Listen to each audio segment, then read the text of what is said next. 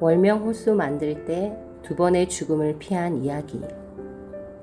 하나님의 거룩한 전, 월명동 자연 성전을 만들 때는 매일 쉬지 않고 전망대에서 기도를 했다.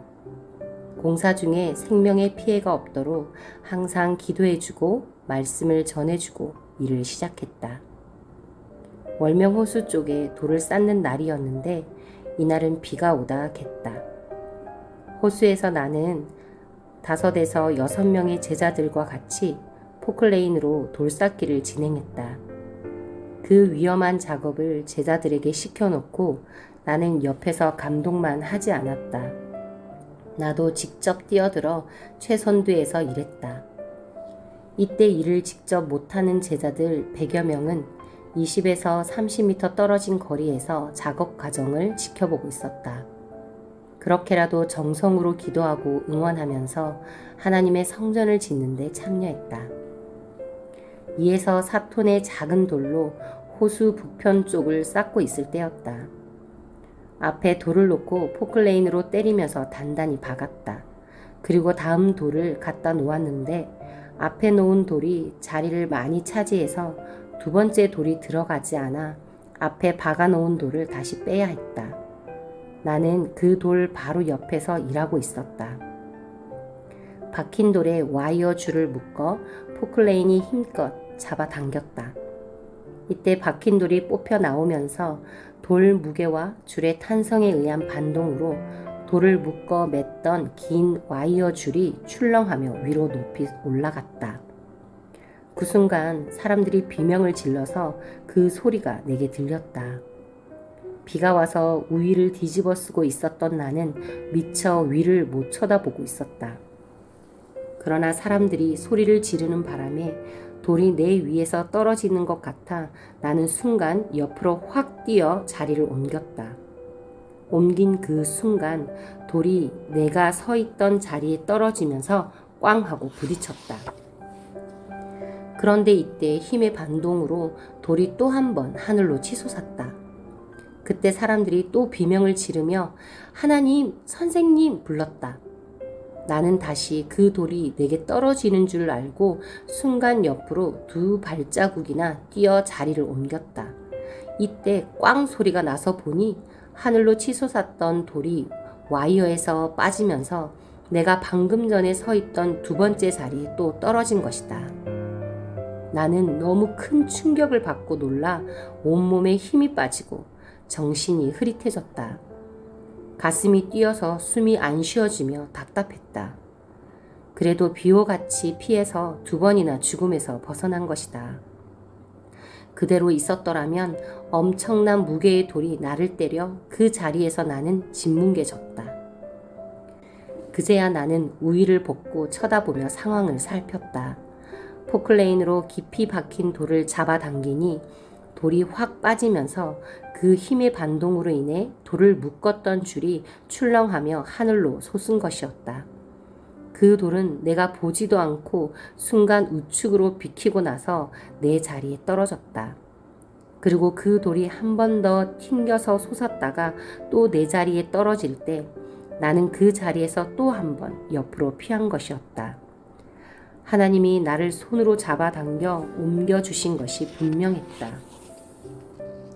돌이 떨어질 때는 우위를 뒤집어 써서 앞만 보였지 위는 보이지 않았다. 너무나 충격적이고 무서운 순간이었다. 사지가 떨리면서 두려웠다. 죽음의 공포로 인해 머리가 찡하며 현기증이 났다. 100여 명의 사람들이 돌 쌓는 데서 20에서 30m 떨어진 곳에 서서 눈 뜨고 기도하고 있었는데 그 광경을 보고 놀라서 소리를 질렀던 것이다. 하나님은 돌 쌓는 중에 나를 위해 기도하는 자들로 하여금 소리를 지르게 하여 내가 위험을 피할 수 있게 해주셨다. 소리를 지를 때마다 나는 무의식 중에 우측으로 2번이나 옮겨서 죽음을 피해 살았다. 하나님은 나를 쓰고 행하시고 나를 위해 기도하는 자들을 쓰고 행하셨다. 이날 그 자리에서 2톤짜리 돌에 맞고 즉사할 뻔하였다. 그런데 전능하신 하나님이 절대 내 생명을 지키셨다. 이럴 줄 알았으면 이날 내가 일을 하지 않았을 것이다. 사람은 모르고 산다. 포클레인이 그 돌을 잡아당길 때 그렇게 확 빠질지를 몰랐던 것이다. 살짝 빠질 것으로만 알고 나는 박힌 돌 옆에 서 있었던 것이다. 그 짧은 순간 나는 한자리에서 2번이나 죽을 뻔했지만 하나님은 내가 비호같이 죽음의 자리에서 옮기게 역사하셨다. 이때 뛰어서 2번을 안 옮겼으면 나는 돌에 맞아 생계란 깨지듯 뭉개져 현장에서 죽었을 것이다. 그것이 뛰는 연습을 많이 한다고 되겠냐? 수백 번 해도 어려운 일이다. 전지전능하신 하나님이 한 번에 내가 신이 되어 행하게 하신 것이다. 기적이다.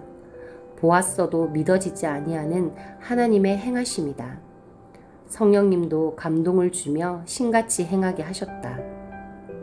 이 돌은 승용차 2대 정도의 무게였다. 다행히 같이 일하던 제자들은 좌측에 있었기에 돌이 떨어진 방향이 아니어서 무사했다.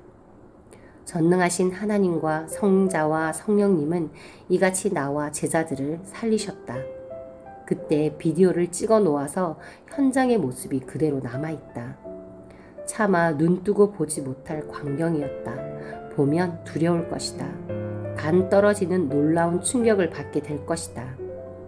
이런 상황이 끝난 후 옆에서 같이 일하던 제자들이 포클레인 기사에게 잡아당긴 돌을 왜 선생님이 있는 쪽으로 돌렸어요?